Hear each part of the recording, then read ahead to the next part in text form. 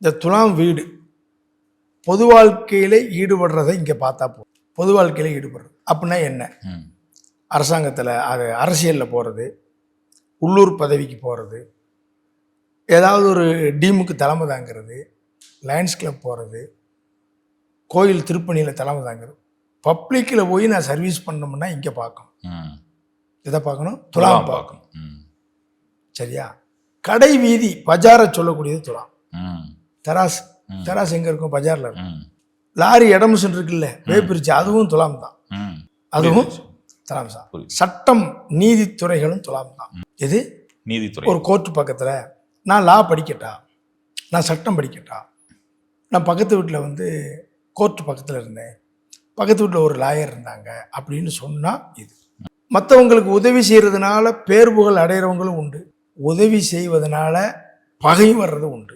அது துலாம். ஆமாம், ஏன்னா சார் நான் உதவி செய்தேன், ஆனால் அதை நினச்சே பார்க்கல சார், நான் இவ்வளோ ஹெல்ப் பண்ணேன், என்னை காலை வரிட்டேன்னா துலாம். கூட்டு சேர்ந்து ஒன்று செய்யலாமா? துலாம். எனக்கு மன வாழ்க்கையில் சந்தோஷம் இருக்குமா? எனக்கு விரைவில் திருமணம் வருமா, தாமதமாக வருமா, எனக்கு பிஸ்னஸ் பார்ட்னர் எப்படி, என் லைஃப் பார்ட்னர் எப்படி? துலாம். பிறந்த இடத்துல இருந்து கொஞ்சம் லாங்கா வெளியில் போய் இருக்கலாமா? துலாம். இல்லை லக்கணத்துலேருந்து 7 கட்டம் வந்துருச்சா? இது என்னது? 7 கட்டம் வந்துருச்சா? துலாம். நான் ஒருத்தரை நம்பி முதலீடு செய்யலாமா?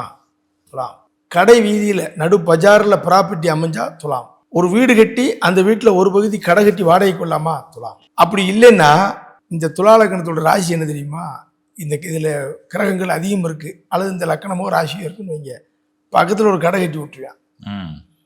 எங்கள் வீட்டில் இல்லை சார், ஆனால் பாருங்கள் எதிர்த்தாப்பில் ஒரு 2 பேர் கடை வச்சுட்டான், கடை கட்டிட்டான். ஒரு வியாபார ஸ்தலம் வந்து சேரும். ஒரு வியாபார ஸ்தலம் வந்து சேரும். இது துலாமுக்கு இது இருக்கும். ஒரு ஆள் எங்கள் குடும்பத்தில் ஒரு ஆள் வெளியூர் போயிட்டாரா? துலாம். இது 7ஆம் இடமா இல்லையா? ஆமாம் ஆமாம்.